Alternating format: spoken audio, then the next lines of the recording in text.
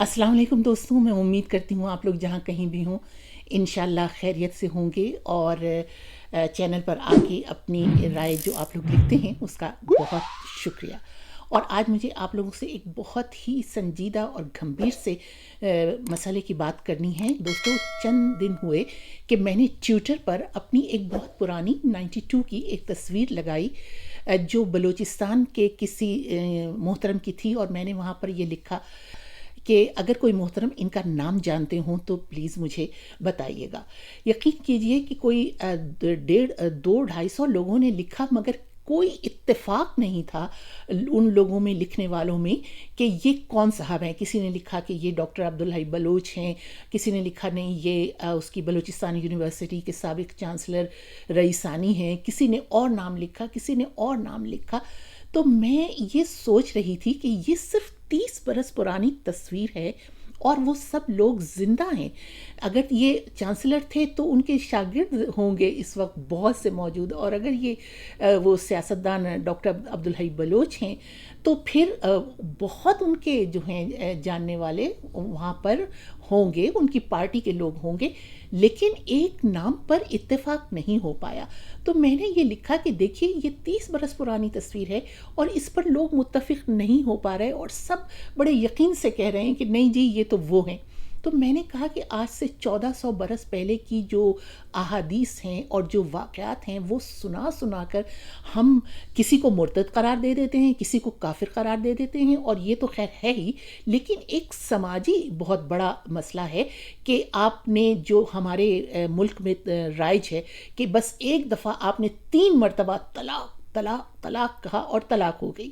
اور پھر وہ عورت جو ہے بیچاری، نہ اس کا کوئی گھر ہوتا ہے نہ ٹھکانہ ہوتا ہے، اور جو کچھ اس کے خاندان والوں پہ گزرتی، صرف ایک عورت ہی کی زندگی متاثر نہیں ہوتی، پورے خاندان کی زندگی متاثر ہوتی ہے۔ اچھا، اس کو کہتے ہیں کہ جی وہ غصے میں کہہ دیتے ہیں اس طرح سے وغیرہ، یہ نہیں کہنا چاہیے، ٹھیک ہے، یہ تو اخلاقی باتیں ہیں نا، تہذیبی باتیں ہیں، لیکن ایسا ہو رہا ہے اور برسوں سے بلکہ عشروں سے ہو رہا ہے، اور اس کے بعد پھر جی حلالہ کہاں سے ہمارے مذہب میں داخل ہو گئی؟ یہ تو ایک طرح سے زناکاری ہے۔ اور حلالہ صرف انڈیا اور پاکستان میں ہی نہیں، یہاں یورپ میں کئی خواتین سے میری بات ہوئی، اور انہوں نے مجھے یہ بتایا کہ جب وہ یہ مسئلہ لے کر مولوی صاحب کے پاس گئیں تو انہوں نے کہا کہ جی ہاں یہ تو آپ کو کرنا پڑے گا۔ اور 2 خواتین نے یہ بتایا کہ انہوں نے، مولوی صاحب نے خود کو بھی آفر کیا کہ اگر آپ چاہتی ہیں تو ہم تیار ہیں، آپ یہ کر لیجئے۔ تو مطلب یہ کہ اور اسی طرح سے جب یہ طلاق کا معاملہ تھا تو چند برس قبل جب بھارت کے سپریم کورٹ نے یہ فیصلہ دیا، کیونکہ عورتیں وہاں پر پیٹیشن لے کر گئی تھیں، درخواست لے کر گئی تھیں کہ یہ جو طریقہ کار ہے یہ غیر اسلامی ہے، اس کو ختم کیا جائے، تو جب وہ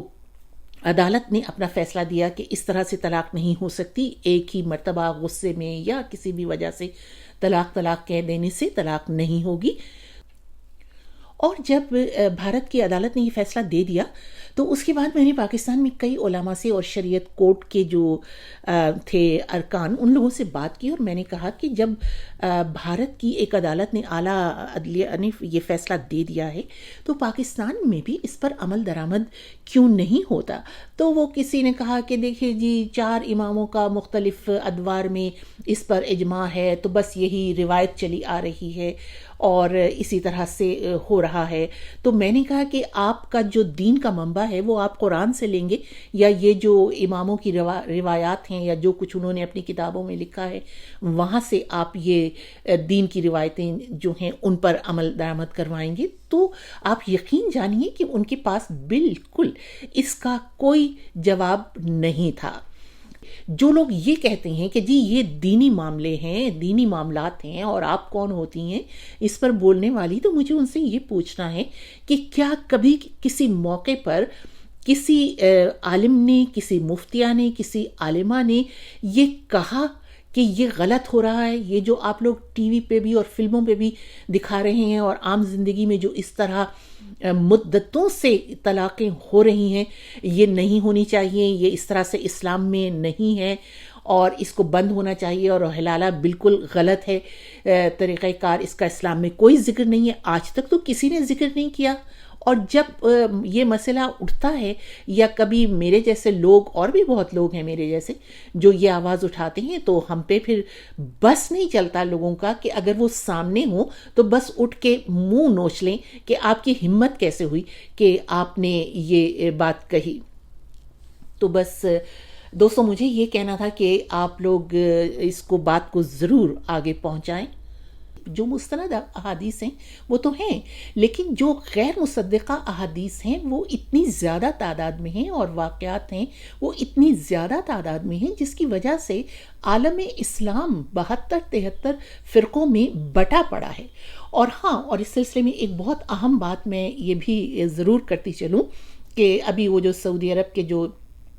ولی عہد ہیں شہزادہ سلیمان، انہوں نے یہ کچھ عرصے پہلے ایک اخبار کو انٹرویو بھی دیا تھا کہ جی 90% جو احادیث ہیں وہ جو ہیں وہ بالکل ان کے بارے میں یقین سے نہیں کہا جا سکتا کہ وہ صحیح ہیں یا نہیں۔ تو ہم اب یہ کوشش کر رہے ہیں کہ جو ایسی غیر مصدقہ احادیث ہیں ان کو نکال دیا جائے۔ تو میں یہ کہنا چاہوں گی کہ یہ بھی بہت بڑی غلطی ہوگی، ایسا نہیں ہونا چاہیے، کیونکہ یہی تو ہوتا رہا ہے کہ جو بھی بادشاہ سلامت آئے ہیں یا جو بھی آئے ہیں انہوں نے یا اور جو بھی حکمران تھے انہوں نے آ کر اپنی مرضی کی احادیث رکھوائیں، اور دوسری احادیث جو تھے ان کو چاہے وہ مصدقہ تھیں، درست تھیں، سچی تھیں، لیکن ان کو نکلواتے گئے ان میں سے۔ تو اور اب بھی وہی ہو رہا ہے، جبکہ اب تو اتنی زیادہ علم آگے جا چکا ہے، اتنے ذرائع ہیں، اتنا سائنسی انداز ہمارے سامنے موجود ہے تحقیق کرنے کا اور ریسرچ کرنے کا۔ تو ہونا یہ چاہیے کہ دنیا بھر سے بہت پڑھے لکھے محدثین، اور چاہے ان کا تعلق کسی بھی فقہ سے ہو، وہ بیٹھیں ایک جگہ، اور پھر وہ جو بھی ایسی احادیث ہیں جن پہ آپ کو شک ہے کہ وہ شامل ہو گئی ہیں وقت کے ساتھ ساتھ اور اصل میں نہیں تھیں، تو پھر ان سب کو فیصلہ کرنا چاہیے۔ یہ اس طرح سے کہ ایک بادشاہ سلامت نے یا ایک ولی عہد صاحب نے حکم دے دیا اور وہ احادیث درست کی جا رہی ہیں، یہ طریقہ کار بھی غلط ہے۔ تو آپ لوگوں کی اس سلسلے میں کیا رائے ہے ضرور لکھیے گا، اور مجھے انتظار رہے گا۔ خدا حافظ۔